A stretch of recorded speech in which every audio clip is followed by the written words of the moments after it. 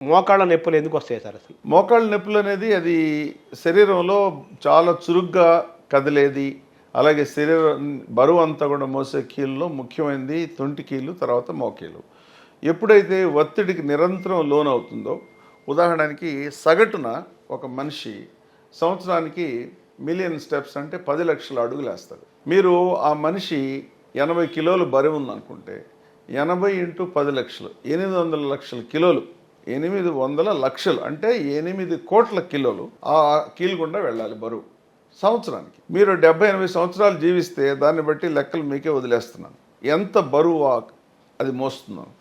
ఇప్పటికీ మనిషి సృష్టించిన ఏ వస్తువు కూడా అంత శక్తివంతంగా దాన్ని అన్నేళ్ళు అంత ఒత్తిడికి లోనై కూడా స్థిరంగా ఉండేది ఇంతవరకు లేదు.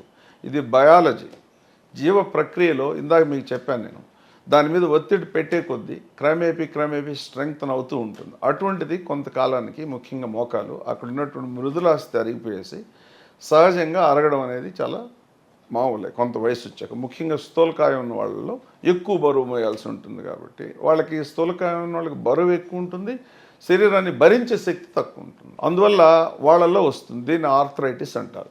ఆస్టియో ఆర్థరైటిస్ అంటే వయసుతోటి క్రమేపీ మన వెంట్రుకలు తెల్లబడడం, చర్మం మీద మడతలు రావడం ఎంత సహజమో, శరీరంలో కొన్ని భాగాలు కూడా క్రమేపీ దే వేర్ అవుట్ అనమాట. అందులో భాగంగా వచ్చేది ఆర్థరైటిస్. ముఖ్యంగా పెద్దవారిలో పూర్వం కట్టె తీసుకోవడం, నడవడం కానీ, కుంటుతూ నడవడం, వంకర పోవడం, అవన్నీ కూడా అందులో భాగం. ఇవి కాకుండా కొన్ని రకాలైనటువంటి జబ్బులు ఉంటాయి. కీళ్ళ వాతం అంటారు, అంటే రొమటాయిడ్ ఆర్థరైటిస్ అని, గౌట్ అని. ఇవి ఒక శరీరాన్ని అంతటికి సంబంధించిన జబ్బులు. ఇవి ఇందాక చెప్పింది కేవలం మోకాలు, తుంటి, నడుము వరకే. చేతులకి, భుజాలకి వీటికి రావు, ఎందుకంటే అవి బరువు మోయవు కాబట్టి. ఇవి వేరేస్ రొమటాయిడ్ ఆర్థరైటిస్ అనేవి అది శరీరం మొత్తానికి సంబంధించినటువంటి జబ్బు కాబట్టి శరీరంలో ఏ కీలు కూడా ఎఫెక్ట్ కావచ్చు, అందులో మోకాలు కూడా కావచ్చు. ఇది మనిషిని ఒక రకంగా తినేస్తుంది, ముఖ్యంగా కీళ్ళని, కండరాలని తినేస్తుంది. క్రమేపీ కొంతకాలానికి అదంతా డ్యామేజ్ అయిపోయేసి దాని స్వరూపము, దాని యొక్క నిర్మాణం అంతా మారిపోయేసి డ్యామేజ్ అవుతుంది. ఇవి కాకుండా అప్పుడప్పుడు ఇన్ఫెక్షన్స్, అలాగే యాక్సిడెంట్స్ అవి అయినప్పుడు అక్కడ ఉదాహరణకి మోకాల దగ్గర ఫ్రాక్చర్ అయిందనుకోండి, అది సెట్ అయినప్పుడు అది పూర్వ స్థితికి పూర్తిగా లేనందువల్ల, ఆ ఇర్రెగ్యులారిటీ ఉన్నందువల్ల కూడా త్వరగా అరిగిపోతుంది, ఒరిజినల్ షేప్ అదంతా. ఇట్లా రకరకాల కారణాలు.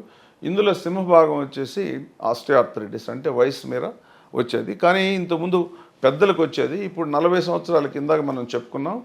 ఈ వయసు పెరిగే కొద్దే కాకుండా బరువు ఎక్కువ, ఈ శరీరంలో వ్యాయామం లేనందువల్ల కూడా అర్లీగా అరిగిపోతుంది. సో మోకాళ్ళ నొప్పులకి స్థూలంగా చెప్పాలంటే ఇవి ముఖ్యమైన కారణాలు. ఇప్పుడు సర్జరీలు వచ్చేసాయి, నీ రీప్లేస్మెంట్ వచ్చాయి, తర్వాత అడ్వాన్స్డ్ సర్జరీ రోబోట్ అంతా కూడా చేస్తున్నారు, అడ్వాన్స్డ్గా వచ్చేసాయి. అవి వేసుకుంటే చాలా ఏళ్ల పాటు చాలా బాగా ఉండొచ్చు అంటున్నారు కదా, దాన్ని ఎలా చూడాలి సార్? అంటే మనం సర్జరీ చెప్పుకునే ముందండి, సర్జరీ అనేది చివరి మజిలీ, అన్నీ అయిపోయి ఎండ్ ఆఫ్ ది రోడ్, ఇంకే లేవు అనుకున్నప్పుడు మాత్రమే సర్జరీని గురించి ఆలోచించాలి. అంతవరకు ఎందుకంటే శరీరంలో సహజంగా ఉన్నటువంటి కీళ్ళని తీసేసి కృత్రిమంగా ఉన్న కీళ్ళను పెట్టుకోవడం అనేది తప్పనిసరి, తప్ప చేయించుకోకూడదు.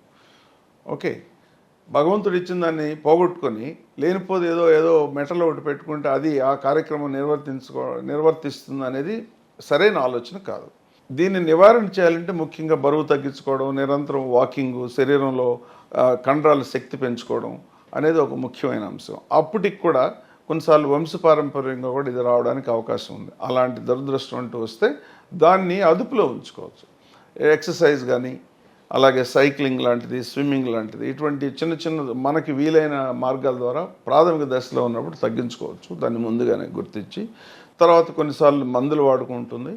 ఈ మందులు వాడి కూడా దాన్ని ఉపశమనం పొందొచ్చు. అందరికీ ఆర్థరైటిస్ ఉన్న వాళ్ళందరికీ ఆపరేషన్ అక్కర్లేదు, అది అపోహ, అది కరెక్ట్ కూడా కాదు. కొంతమందికి మాత్రమే అన్ని రకాల ప్రయత్నాలు చేసి ఫిజియోథెరపీ చేసాము, మందులు వాడాము, ఏం చేసినా కూడా నిరంతరం 24/7 బాధతో ఉండేటప్పుడు రాత్రులు నిద్ర రాదు, 4 అడుగులు వేయాలన్నా నొప్పి వస్తుంది. అటువంటి పరిస్థితుల్లో సర్జరీ అనేది ఒక ప్రత్యామ్నాయం మాత్రమే.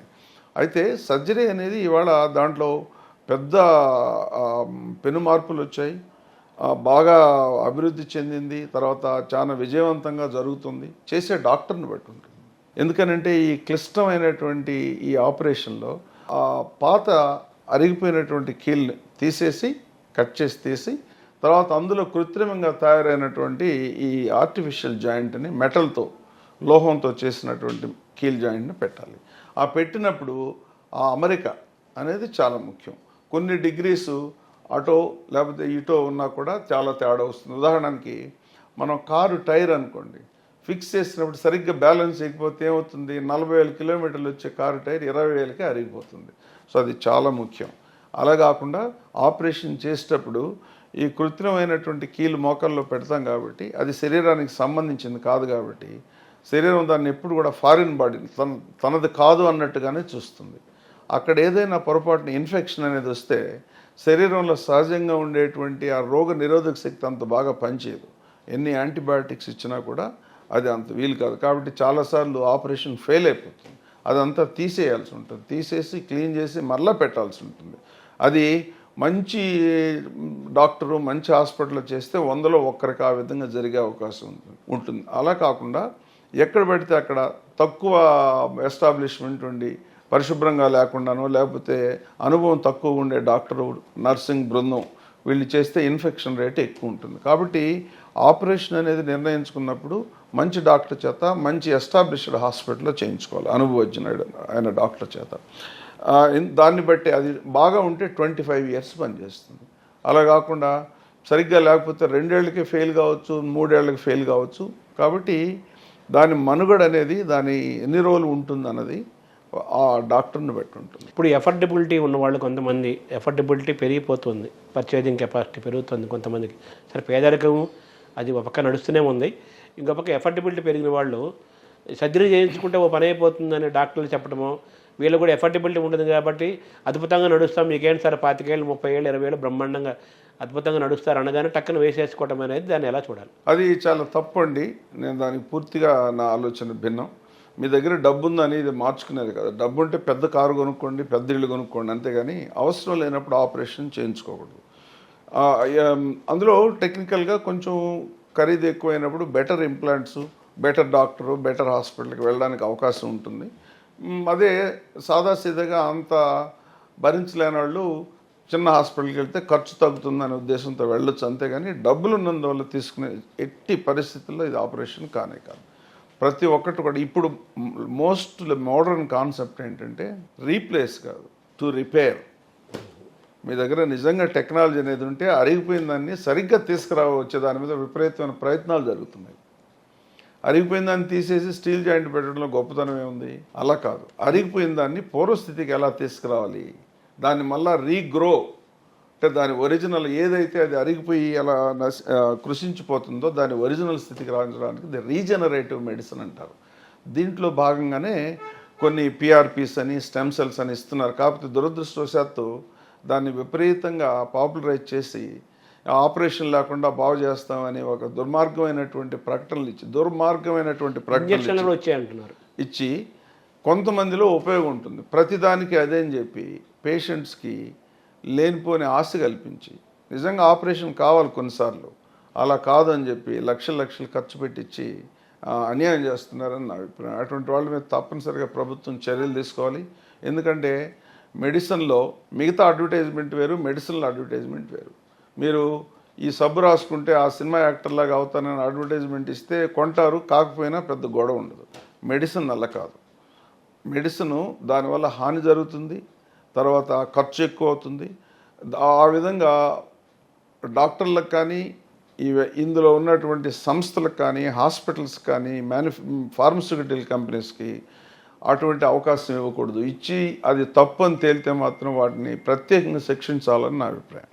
ఎందుకనంటే కేవలం ఒక ధనాశతోటి పాపము కొంచెం నిర్భాగ్యులైనటువంటి రోగులు ఆపరేషన్ అంటే ఎవరు ఇష్టపడరు. ఆపరేషన్ వద్దు, నా దగ్గర నేను నీకు బాగా చేస్తానంటే చాలా స్వీట్గా ఉంటుంది అది వినడానికి. ఆ విధంగా ఎక్స్ప్లాయిట్ చేయడానికి అవకాశం కలిగించకూడదు. ఇది డాక్టర్ల మీద కూడా ఉంది. ముఖ్యంగా డాక్టర్ల ప్రతినిధులు ఉంటారు, ఐఎంఏ అని కానీ ఆర్థోపెడిక్ అసోసియేషన్ ఆఫ్ ఇండియా కానీ, వీళ్ళ బాధ్యత. వీళ్ళు సమాజాన్ని చైతన్యవంతం చేయాలి.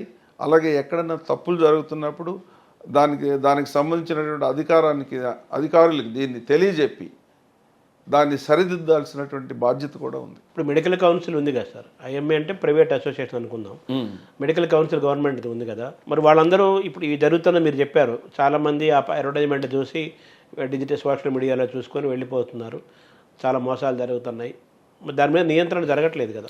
వాస్తవం అండి, మెడికల్ కౌన్సిల్ ఆఫ్ ఇండియా 1956 చట్టం ప్రకారం ఒక డాక్టర్ అనేవాడు ఎట్టి పరిస్థితుల్లో కూడా అడ్వర్టైజ్మెంట్ చేసుకోకూడదు. అడ్రస్ మారినప్పుడు నేను ఈ వీధి నుంచి ఈ వీధికి అన్నప్పుడు తప్ప ప్రకటన ఇవ్వకూడదు. కేవలం ప్రాక్టీస్ కోసం, లాభాపేక్ష కోసం ప్రకటన చేసినట్లయితే అతను శిక్షార్హుడు. ఎలా అంటే అతన్ని ఇంకా ప్రాక్టీస్ చేయకుండా బార్ తొలగించే అంత హక్కు కూడా ఉంది. కానీ ఈ దేశంలో చాలా తక్కువ సార్లు మాత్రం అలా జరుగుతున్నాయి.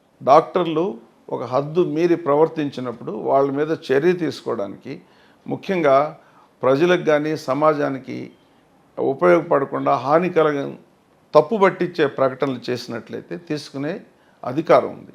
దానికి ఒక ఎథిక్స్ కమిటీ అని ఉంది, డాక్టర్స్కి ఎథికల్ రూల్స్, అది మీరు వింటే ఆశ్చర్యపోతారు. డాక్టర్ అడ్వర్టైజ్మెంట్ చేయకూడదు, మెడికల్ ఫార్మస్యూటికల్స్ వాళ్ళ దగ్గర ఎటువంటి లబ్ధి పొందకూడదు. మీరు చెప్పినవన్నీ జరుగుతున్నాయి. అయితే నిరంతరం జరుగుతున్నాయంటే మరి ఇవాళ మన సమాజం అంతా కరప్షన్ ఉంది. ఏం చేస్తున్నాం? ఇప్పుడు స్టార్ హోటల్స్ ఎలాగో స్టార్ హాస్పిటల్స్. అదేనండి, మీరు దాన్ని ఎలా నివారించగలరు? ఇవాళ మీరు పోలీస్ వ్యవస్థ తీసుకోండి, రెవెన్యూ వ్యవస్థ తీసుకోండి, రాజకీయ వ్యవస్థ తీసుకోండి, భ్రష్టు పట్టిపోయి మొత్తం కరప్షన్ ఉన్నప్పుడు ఒక డాక్టర్స్ కరప్ట్ చేయకూడదు అని కోరుకోవడం అసమంజసం. నిజమే, డాక్టర్ కరప్షన్ అయితే దానివల్ల వచ్చే పరిణామాలు తీవ్రంగా ఉంటాయి, వాస్తవమే. కానీ అందులో మోసలో నుంచి వచ్చినట్టే కదా డాక్టర్ కూడా, హాస్పిటల్స్ కూడా ఆ మోసలో నుంచి వచ్చినవే కదా. ప్రత్యేకమైనటువంటి తెగ, జాతి ఏం కాదు కదా సమాజంలో ఒక మనిషి. అందువల్ల ఆ జాడ్యం అనేది ఇక్కడ కూడా ఉంది. కాకపోతే మామూలు ఒక పోలీసు వాడో, రెవెన్యూ వాడో ఎవడో లంచం తీసుకుంటే ఏదో లంచం తీసుకుంటాడు. కానీ ఇక్కడ లంచం తీసుకొని చేసే పనుల వల్ల జరిగే నష్టం విపరీతం. ఇప్పుడు ఏంటంటే మేము కోట్లాది రూపాయలు పెట్టుబడి పెట్టి చాలా కోట్లాది రూపాయల ఇన్వెస్ట్మెంట్ తోటి ఎక్విప్మెంట్ కొనుక్కొని చేసినప్పుడు మాకు డబ్బులు రావాలి కదా అనే ఆలోచన కార్పొరేట్ హాస్పిటల్స్ చెబుతున్నాయి, పబ్లిసిటీ చేసుకోవాల్సి వస్తుంది. సో ఇది అందరూ అనుభవిస్తున్నది. అది వస్తాయి కదండి. ఇది ఇప్పుడు హాస్పిటల్స్, మోడర్న్ హాస్పిటల్స్ అనే వ్యాపార సంస్థలే కదా, దాంట్లో ఏమన్నా అనుమానం ఉందా మీకు? ఆ వ్యాపారం అంటే వ్యాపార ధోరణులు ఉంటాయి, పెట్టుబడి పెడతారు, ఖర్చు పెడతారు, ప్రకటనలు చేసుకుంటారు, లాభాలు వస్తాయి, షేర్ వాల్యూ పెరుగుతుంది. కాబట్టి దాంట్లో 100కి 100 పాళ్ళు ఇది వైద్య వ్యాపారం. ఇప్పుడు విద్య, వైద్యము, ఆరోగ్యము ఈ మూడు ఒకప్పుడు సేవలుగా ఉండేవి. అవి ఎప్పుడైతే వ్యాపారం స్థాయికి వచ్చి దాని పరిధులు పెరుగుతున్నాయో ఆటోమేటిక్గా మీరు అన్న ఎథిక్స్ అనే దానికి ఇక్కడ తావులేదు, దానివల్ల నష్టం జరుగుతుంది. విన్నారు కదా, విద్య, వైద్యం అనేది ప్రభుత్వం యొక్క కనీస బాధ్యత అండి. ఎప్పుడు ప్రభుత్వాలు ఎప్పుడైతే తన చేతుల నుంచి తప్పించుకొని చక్కగా ప్రైవేట్ పరం చేసి అలా చేతులు దులుపుకున్నాయో, ప్రైవేట్ వాళ్ళు వచ్చారు. ప్రైవేట్ వచ్చినందువల్ల తప్పనిసరిగా అందులో నైపుణ్యము, తర్వాత నాణ్యత బాగా పెరిగింది. వ్యాపారం అనేది ఆ విధంగా దృష్టితో చూసినప్పుడు వ్యాపారం చాలా అవసరం. ఇవాళ సెల్ ఫోన్ ఇలా వచ్చింది, కార్లు ఇలా వచ్చాయి, మన జీవితం సౌకర్యవంతం అయిందంటే వ్యాపార ధోరణి వల్లే కదా. ఆ వ్యాపార ధోరణిలో, పోటీతత్వంలో కొత్త కొత్త విధానాల్ని, కొత్త కొత్త టెక్నిక్స్ని చీప్గా, చౌకగా ఎవరు తయారు చేయగలరో వాళ్ళు నిలబడతారు. అవును. కాబట్టి అది తెచ్చినటువంటి చాలా ఉన్నాయి, బెనిఫిట్స్ ఉన్నాయి. అయితే విద్య, వైద్యం మాత్రం అది సౌకర్యానికి సంబంధించింది కదా, కనీస అవసరం, ఫండమెంటల్ రైట్. ప్రభుత్వాలు ఎక్కువ శ్రద్ధ వహించాలి. ప్రైవేట్కి ఎప్పుడైతే అవకాశం ఇచ్చారో ఇవాళ కార్పొరేట్ హాస్పిటల్స్ వచ్చాయి, ఆధునిక వైద్యం మామూలు వాడికి కూడా అందుబాటులో ఉంది. కానీ భరించలేని స్థితిలో ఉంది. ఇప్పుడు ఇక్కడ క్యాన్సర్ హాస్పిటల్లో మేము అదే చూస్తున్నాం. క్యాన్సర్ హాస్పిటల్ ఇవాళ ప్రపంచంలో ఉండే అత్యంత అధునాతనమైనటువంటి ఖరీదైన వైద్యం ఇక్కడ అందుబాటులో ఉంది. అది బాగా స్థితిమంతులకి సరిపోతుంది. కానీ నెలకు 10,000, 20,000 ఉద్యోగం వచ్చేవాడు కూడా ఆవిడ తండ్రికి క్యాన్సర్ వస్తే నాకు కూడా అదే కావాలంటాడు. ఎలా వీలవుతుంది? ఇటువంటి దాంట్లో ప్రభుత్వాలు ముందుకొచ్చి చొరవ చూపెట్టి దానికి సమర్థవంతమైనటువంటి, అంత ఖర్చు కాకపోయినా కూడా మరీ ఇవాళ ప్రభుత్వ ఆసుపత్రులు ఎందుకు వెళ్ళరు? నాణ్యత లోపం వల్ల. ప్రభుత్వ ఉద్యోగులు వెళ్ళట్లేదు, ప్రభుత్వ ఆసుపత్రుల్లో పనిచేసే వాళ్ళు కూడా వైద్యులు. 45 ఏళ్ల క్రితమే నేను రాను కొడుకో సర్కారు దవాఖాన ఒక పాటే వచ్చినప్పుడు, నేను రాను బిడ్డో సర్కారు దవాఖాన విన్నారు కదా. అది ఇంకా దిగజారిపోయింది. ఇవాళ చూడండి, ప్రభుత్వ ఉద్యోగులు కూడా కొన్ని స్కూళ్ళలో ఎట్లయితే టీచర్లు వాళ్ళ పిల్లల్ని ఆ స్కూల్లో చేర్పించరు, ఉద్యోగాలు మాత్రం ఫస్ట్ క్లాస్గా ఉండాలి, మంచి జీతాలు కావాలని కోరుకోవడం తప్పులేదు. కానీ ఆ నాణ్యత తగ్గిపోయింది. ఎప్పుడైతే నాణ్యత తగ్గిపోతే ప్రభుత్వ పాఠశాలల్లో ఎలా విముఖత చూపిస్తున్నారో ప్రభుత్వ ఆసుపత్రుల్లో కూడా వెళ్ళి వైద్యం చేయించుకోవడానికి సుముఖత చూపెట్టట్లేదు. మరి దాని మీద కనుక కేంద్రీకరించి ఉదాహరణకి మనం 2.2 ఇంతకుముందు 1.9 ఉండేది, 2% అటు ఇటుగా మనం బడ్జెట్లో నిధులు కేటాయించి అది కూడా సవ్యమైనటువంటి యాజమాన్య పద్ధతులు లేనందువల్ల దానికి కూడా కావాల్సినటువంటి బెనిఫిట్ రావట్లేదు. హెల్త్ మీద అభివృద్ధి చెందిన దేశాలు బ్రిటన్ 12% పెడుతుంది, అమెరికా 14% పెడుతుంది. వైద్యం మీద నిధుల్ని కేటాయించి అంత ఖర్చు పెడుతుంది. మనం లేవు, అది ప్రాధాన్యత అంశమే కాదు. చక్కగా ప్రైవేట్ వాళ్ళు హాస్పిటల్ పెట్టుకుంటున్నారు, వైద్యం అందిస్తున్నారు, కొనుక్కుంటున్నారు, నడిచిపోతుందిలే అనే భావన ఉంది.